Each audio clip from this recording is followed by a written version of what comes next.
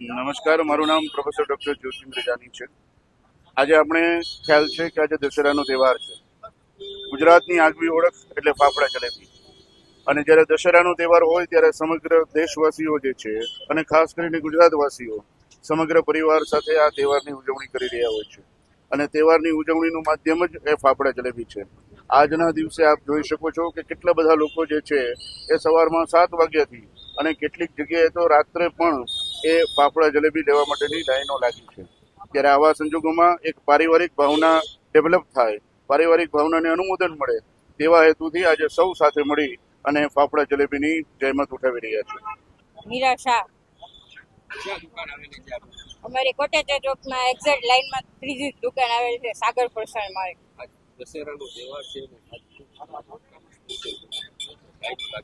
અમારે ખાસ કરીને તો વણેલા ગાંઠિયા, ફાફડા ગાંઠિયા, જલેબી માટે ખૂબ લાંબી લાઈનો લાગી રહી છે. સાથે દશેરાના દિવસે ગાંઠિયા જલેબીનું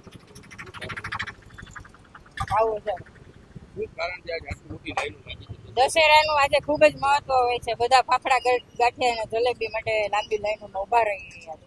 કેટલા ટાઈમથી તૈયારી તો 15-20 દિવસ છે, કન્ટિન્યુ ચાલુ જ છે. અને કાલ આખી રાત દુકાન ચાલુ છે અને ગાંઠિયા અને જલેબી બની પણ રહ્યા છે આખી રાત. કેવો ભાવ વધારો છે? ભાવ વધારો 10-15% જેવો છે. અત્યારના 600 ના કિલોનો ભાવ વેચે છે. કેટલો અંદાજ છે આજે વેચાઈ જાવ આપણા 1000 કિલો જેવો અંદાજ છે.